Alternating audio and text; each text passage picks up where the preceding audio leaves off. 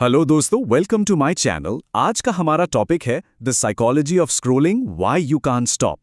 कभी आपने नोटिस किया है कि हम फोन सिर्फ 2 मिनट के लिए उठाते हैं लेकिन पता ही नहीं चलता और 30 मिनट या 1 घंटा निकल जाता है। आखिर स्क्रोलिंग इतनी एडिक्टिव क्यों होती है? हाँ, ये एक ऐसी चीज है जो मुझे लगता है हम सबके साथ होती है। सोचते तो यही हैं कि बस एक नज़र डालेंगे और फिर अनजाने में ही वक्त हाथ से फिसल जाता है।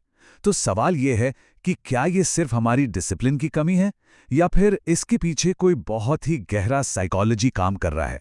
चलिए, आज इसी विश्लेषण में इसके पीछे के कारणों को थोड़ा गहराई से समझते हैं। देखिए, सबसे पहली और सबसे ज़रूरी बात जो समझनी है वो ये है कि ये जो ऐप्स है ना, इन्हें जानबूझकर ऐसी ही डिज़ाइन किया गया है। डिज़ाइन ही इस तरह से है कि वो हमारा ध्यान खींच सकें और उसे बंधे रखें। ये कोई एक्सीडेंट नहीं है। इसके पीछे ऐसी साइकोलॉजिकल टेक्निक्स का इस्तेमाल होता है जो बहुत सोची समझी हैं। तो सवाल है, ये होता कैसे है? ऐप डेवलपर्स इसके लिए 3 मेन तरीके इस्तेमाल करते हैं। पहला है इनफाइनाइट स्क्रॉलिंग, मतलब कंटेंट कभी खत्म ही नहीं होता। जब कोई एंड पॉइंट ही नहीं है तो रुकने का सिग्नल भी नहीं मिलता। फिर दूसरा है शॉर्ट क्विक कंटेंट, छोटे छोटे वीडियोस, क्विक पोस्ट्स। इन्हें कंज्यूम करना इतना आसान होता है कि दिमाग को लगता है चलो बस एक और देख लेते हैं। और फिर तीसरा आते हैं नोटिफिकेशंस। ये अलर्ट्स बार बार हमें ऐप पर वापस खींच लाते हैं। तो इन सब चीजों का मकसद बिल्कुल साफ है। एक ही मकसद है, यूजर को यानी हमें ज्यादा से ज्यादा देर तक ऐप पर रोके रखना। क्योंकि जितनी देर हम ऐप पर रहेंगे, प्लेटफॉर्म को उतना ही ज्यादा एंगेजमेंट मिलेगा। सिंपल, यही उनका बिजनेस मॉडल है। अच्छा, ये तो हुई ऐप के डिजाइन की बात, लेकिन असली खेल तो हमारे दिमाग के अंदर चल रहा है।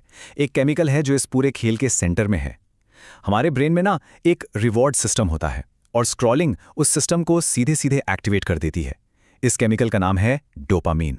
तो डोपामिन क्या है? ये ब्रेन का एक ऐसा केमिकल है जो हमें खुशी और एक तरह से इनाम का एहसास दिलाता है। अब सोचिए, जब भी हम स्क्रॉल करते हैं और कोई मज़ेदार या सरप्राइजिंग या कोई बिल्कुल नई चीज़ देखते हैं तो हमारा दिमाग थोड़ा सा डोपामिन रिलीज करता है। ये एक छोटा सा रिवॉर्ड है, लेकिन ये मिलता फौरन है, इंस्टेंटली। और बस यहीं से आदत का चक्कर शुरू हो जाता है। देखिए कैसे। सबसे पहले हम बोर होते हैं। ये है ट्रिगर, एक इशारा। इसके जवाब में हम एक्शन लेते हैं, मतलब स्क्रोलिंग शुरू कर देते हैं।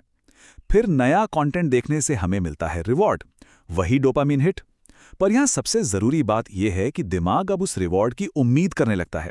वो उसे दोबारा चाहता है और इसी वजह से हम इस साइकिल को बार बार रिपीट करते रहते हैं। लेकिन ये जो आदत है ना, इसकी एक छिपी हुई कीमत है। एक ऐसी कीमत जो हम अपने समय और अपनी सेहत से चुकाते हैं। शुरुआत में तो ये बस एक छोटा सा ब्रेक लगता है, पर वक्त के साथ साथ इसका असर बहुत बहुत गहरा हो जाता है। जरा इस पर गौर कीजिए।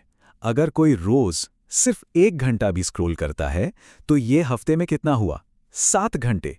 ये तो लगभग एक पूरे वर्किंग डे के बराबर है। सोचिए, हर हफ्ते एक पूरा दिन सिर्फ स्क्रॉलिंग में जा रहा है। और ये सिलसिला यही नहीं रुकता।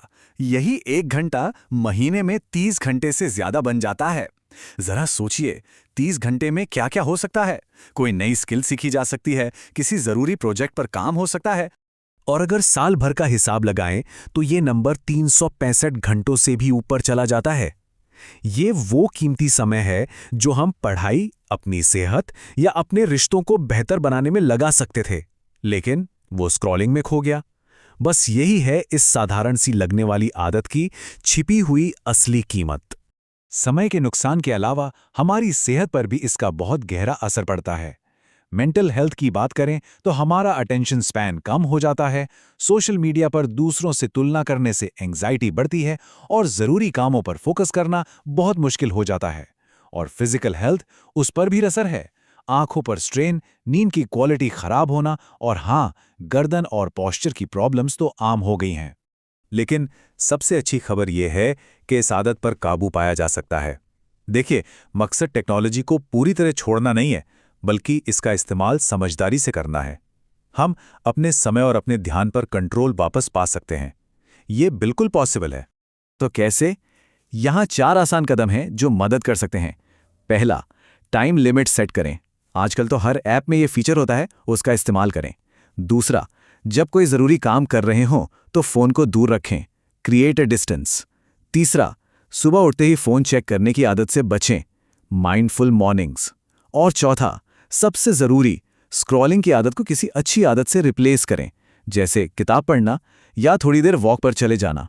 याद रखिए, छोटे छोटे बदलाव ही धीरे धीरे आदत को तोड़ते हैं। अंत में एक सबसे जरूरी बात, असली समस्या स्क्रोलिंग नहीं है। असली समस्या है अपने ध्यान पर से कंट्रोल खो देना। हमें ये याद रखना होगा कि हमारा ध्यान, हमारी अटेंशन, हमारी सबसे कीमती संपत्तियों में से एक है। हम अपना ध्यान जहां केंद्रित करते हैं, हमारी जिंदगी वैसा ही आकार लेती है। तो खुद से ये सवाल जरूर पूछें, हम अपना ध्यान आखिर कहाँ लगा रहे हैं? क्या हम टेक्नोलॉजी का इस्तेमाल अपने जीवन को बेहतर बनाने के लिए कर रहे हैं, या उससे अपने दिन को कंट्रोल करने दे रहे हैं? अगर आपको साइकोलॉजी और सेल्फ इंप्रूवमेंट से रिलेटेड वीडियोस पसंद हैं तो चैनल को सब्सक्राइब करना ना भूलें। अगर वीडियो हेल्पफुल लगे तो लाइक और शेयर जरूर करें। Thank you for watching.